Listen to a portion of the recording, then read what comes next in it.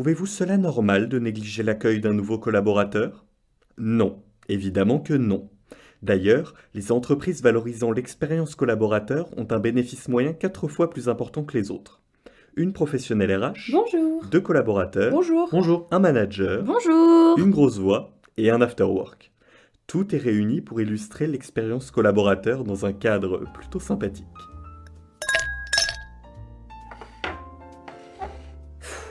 Franchement, je n'ai jamais vu ça. Qu'est-ce qui se passe? C'est ma première fois au siège et personne pour me montrer les locaux, me présenter l'équipe. Franchement, un petit café, ça n'aurait pas été du luxe. Je sais qu'une partie des équipes était en distanciel, mais quand même. Désolée que ça se soit passé comme ça. Le process RH a été enclenché au moins? Oui, avec sa longueur administrative. Mais ça, c'est pas le problème. Franchement, c'est à se demander pourquoi j'ai été recrutée. Afin d'assurer une expérience collaborateur de qualité et pour une intégration réussie, il est important de savoir adapter les processus RH pour une plus grande proximité entre le manager et le nouvel entrant. En effet, c'est pas la première fois que j'entends ça dans l'entreprise. On devrait sensibiliser les managers à la question. Peut-être les former aux fondamentaux du leadership. En tant que RH, nous offrons un kit de bienvenue à tous les nouveaux salariés de l'entreprise. Il contient un ensemble de goodies aux couleurs de la société, un livre traçant son histoire et ses valeurs. Aussi, pour une meilleure intégration, nous présentons le nouveau salarié à l'ensemble de l'équipe. Le rôle du leader est prédominant pour insuffler aux collaborateurs les codes et les valeurs de l'entreprise. Nous lui demandons d'y prêter une attention particulière. Nous partons du principe qu'une intégration soignée, c'est une prise de poste réussie.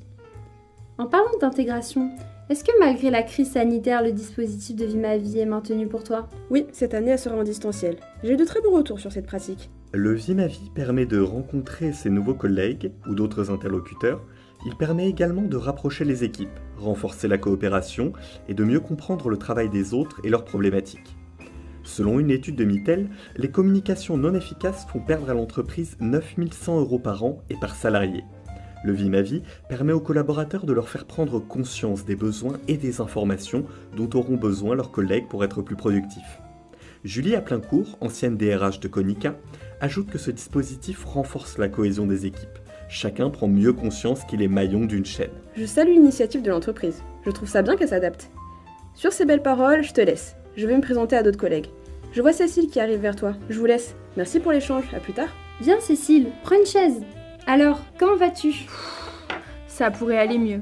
Je ne comprends pas pourquoi les membres de mon équipe n'atteignent pas leurs objectifs. Est-ce que tu penses que c'est à cause de la crise sanitaire? La crise sanitaire a un réel impact sur le moral des salariés. Du coup, ils peuvent manquer de motivation pour plusieurs raisons. À toi d'être à l'écoute de ton équipe, de mettre en place des objectifs SMART, adaptés à leur situation. D'autant plus en cette période. Mais comment détermines-tu des objectifs SMART? Pour bien démarrer une mission, il faut avoir des objectifs bien définis. Ils fixent le cap, favorisent des relations claires, donnent du sens à l'action et sont un gage de motivation. Un objectif SMART est spécifique, mesurable, atteignable, réalisable et temporel. Cette notion a été introduite par George T. Durham. Mais j'en profite, vu qu'on n'arrive jamais à trouver de créneau commun, concernant le suivi formation des 3 ingénieurs de mon équipe. Où est-ce que ça en est? Avec l'arrivée du Covid, ça a totalement désorganisé nos programmes de formation. Nous les avons adaptés en format distanciel, tout en veillant à inclure des outils interactifs à la main du collaborateur et dans un temps raccourci.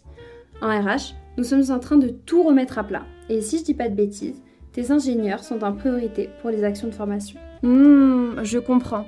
Côté recherche et innovation, ça a été très compliqué pour nous aussi.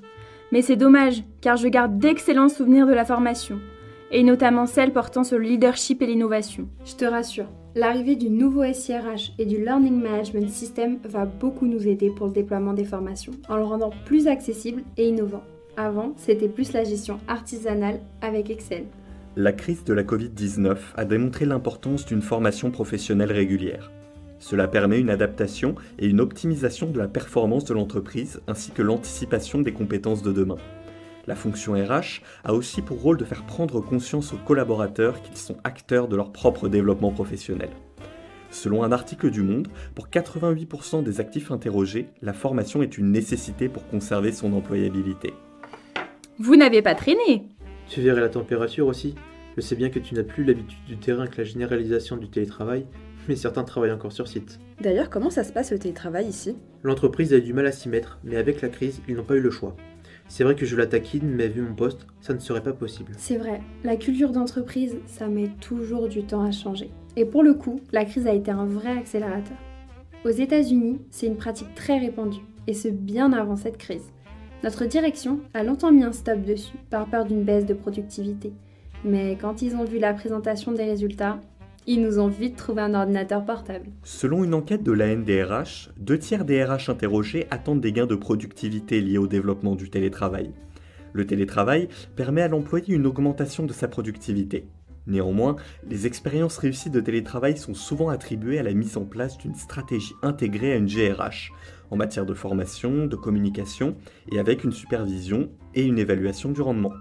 Selon l'APEC, la pratique du télétravail est un levier d'attractivité et un critère essentiel dans la recherche d'emploi des cadres. En parlant de présentation, mon manager m'a fait un retour « oui mais ». C'est horripilant ce genre de remarques. Tu veux dire un feedback sandwich ? Je trouve que c'est vraiment pas terrible. On travaille dessus dans nos offres de formation. Malheureusement, tout le monde n'est pas encore bien formé pour le réaliser. Personnellement, j'essaie de maintenir un contact régulier avec mon équipe. Et pour le moment, ça se passe plutôt bien. Mais je n'ai pas de théorie particulière pour faire cet exercice. Rapidement, ce qu'il y a à retenir, c'est le modèle STAR et le feedback à chaud, à froid. Comme évoqué lors du podcast Résilience et acteurs du changement, beaucoup de RH oublient que le feedback reste un très bon outil de performance. Il est néanmoins important de bien le réaliser pour qu'il soit efficace. Attention, un compliment n'est pas un feedback. De plus, nous avons tendance à utiliser le feedback sandwich, c'est-à-dire émettre un point négatif entre deux compliments. Cependant, cette méthode est à éviter. Le meilleur moyen de donner un feedback est la méthode du STAR. STAR est l'acronyme qui désigne les 4 notions à aborder pour construire une présentation. Situation, tâche, action, résultat. Bon, c'est pas tout, mais il va falloir que je rentre. Bonne soirée! En parlant de sortie, c'est pas bientôt la retraite pour toi ? Je profite du dispositif de transfert de compétences intergénérationnelles mis en place par les RH pour revenir de temps en temps faire des formations pour les plus jeunes. Ça fait 1 mois que je commence à préparer mon adjoint pour qu'il puisse prendre ma place lors de mon départ en retraite. Bravo, tous les managers ne le feraient pas. Et lui alors, il arrive encore à t'apprendre des choses ? Tout à fait. Hier, il m'a briefé sur les réseaux sociaux, ce qui m'a permis de gagner un appel d'offres. Appartient au mentor de donner des conseils pour mieux orienter le collaborateur dans ses choix de carrière et l'aider à éviter les faux pas. Il lui permet de grandir et de mieux comprendre les qualités requises pour progresser dans l'entreprise. Dans le cadre du reverse mentoring, le collaborateur a aussi un rôle à jouer par son feedback pour accompagner la progression de son manager. D'ailleurs, tu viens toujours au forum école de la semaine prochaine ? Non, je ne pourrai pas. Et vu qu'il s'est présenté, je vais lui donner l'occasion d'y aller. Ça lui permettra de découvrir le réseau ambassadeur. C'est quoi ce réseau ambassadeur ? C'est un groupe de collaborateurs qui veulent promouvoir notre entreprise en participant à des événements ou des conférences. L'objectif, c'est de travailler sur notre marque employeur et ça permet de rencontrer des personnes d'autres services. Et qu'est-ce que tu dis de l'entreprise ? Qu'est-ce que tu as pensé de ton expérience professionnelle ici ? C'était une très belle expérience. De belles rencontres professionnelles, des missions et des projets passionnants, des avantages et une rémunération qui ne sont pas négligeables. Et puis, il faut croire que j'ai bien vendu notre entreprise, car mon petit-fils va faire un stage ici dans quelques semaines et une personne de mon entourage nous rejoint en CDI. Pour conclure, cela vaut toujours la peine d'investir du temps pour s'assurer que les collaborateurs se sentent bien pendant leur carrière, parce qu'ils parleront de leur expérience à d'autres personnes, et surtout parce que c'est la bonne façon de traiter les gens.